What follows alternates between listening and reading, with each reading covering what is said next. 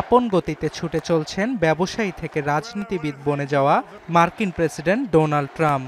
যুক্তরাষ্ট্রের সংবিধান একজনকে 2 মেয়াদের বেশি দেশটির মসনদে বসার ক্ষমতা না দিলেও বেশ কয়েকবার তৃতীয় মেয়াদে প্রেসিডেন্ট হতে নিজের ইচ্ছার কথা প্রকাশ করেন ট্রাম্প। টোকিও সফরকালে এয়ার ওয়ান ফোর্সে সাংবাদিকদের সঙ্গে কথা বলার সময় নিজের ইচ্ছা পুনর্ব্যক্ত করেন তিনি।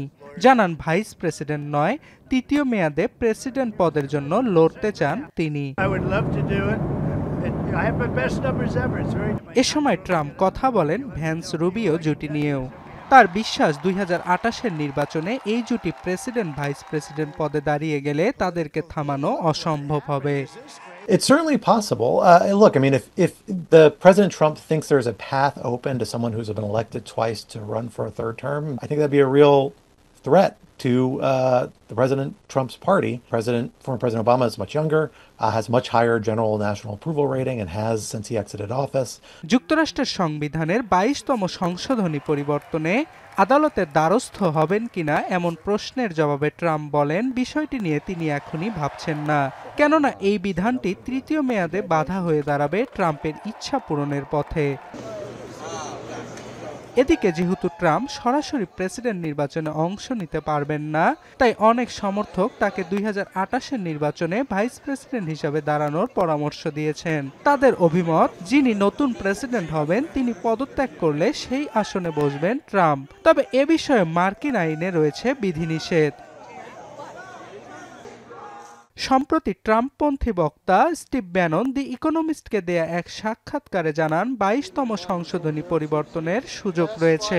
ট্রাম্প চাইলে এটিতে তাকে সাহায্য করবেন ব্যানন। তবে ট্রাম্পের সিদ্ধান্ত নিয়ে দ্বিধাবিভক্তি রয়েছে বিশেষজ্ঞদের মধ্যে। অন্যদিকে ট্রাম্পের সিদ্ধান্তের পক্ষে যুক্তরাষ্ট্রের প্রয়াত প্রেসিডেন্ট ডি ফ্র্যাঙ্কলিন রুজভেল্টের উদাহরণ টানেন ক্যাটো ইনস্টিটিউটের সিনিয়র ফেলো ওয়াল্টার ওলসন।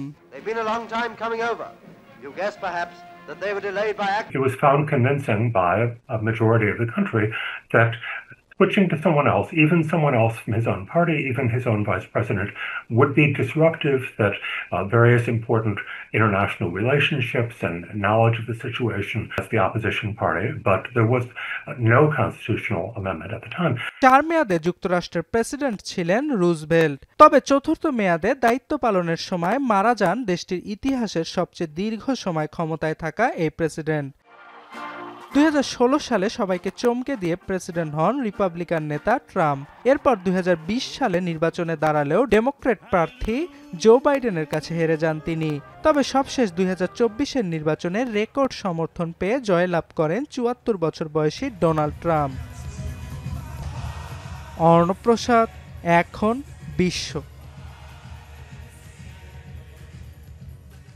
আপনাকেই বলছি, ইন্স্যুরেন্স করলে স্মৃতিতে সুরক্ষা পাবেন নিশ্চিতে।